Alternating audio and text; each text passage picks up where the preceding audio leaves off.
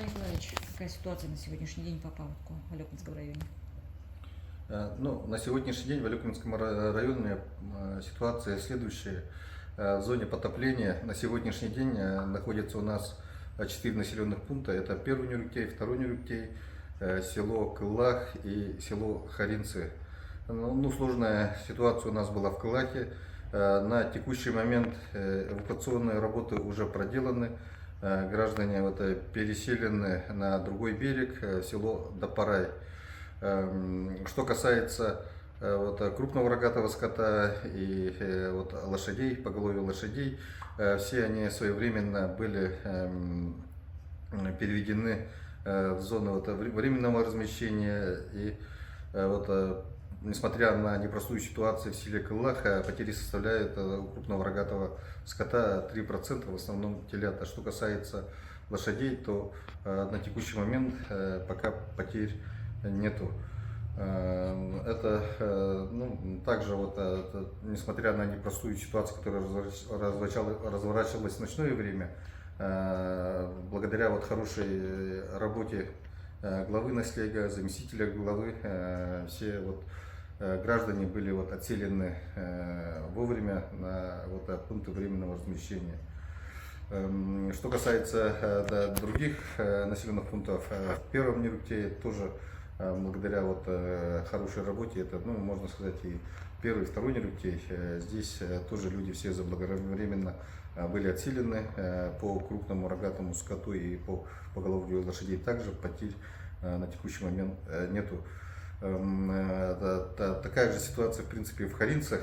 Сейчас у нас борт МЧС работает на заторе, который образовался ниже по течению возле села Урицкого.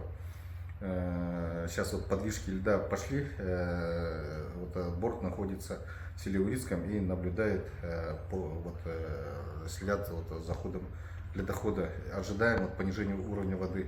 В Харицах тоже благодаря грамотной слаженной работе все были заблаговременно отселены с нижних участков.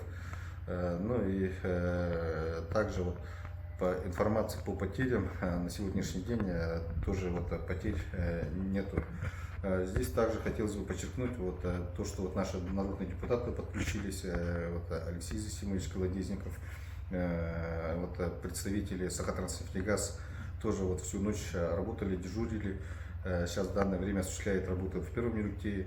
И наш народный депутат Николай Иванович Кульбертинов тоже ночью под утро это тоже выделили ГСМ 1 тонну.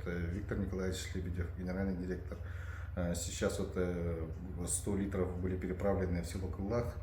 Ну а сейчас же также распределяется по населенным пунктам по мере необходимости. Также предпринимательское сообщество тоже откликнулось по продуктам питания. Это в первую очередь это хлеб, это такая основная потребность. В настоящее время уже где-то порядка 400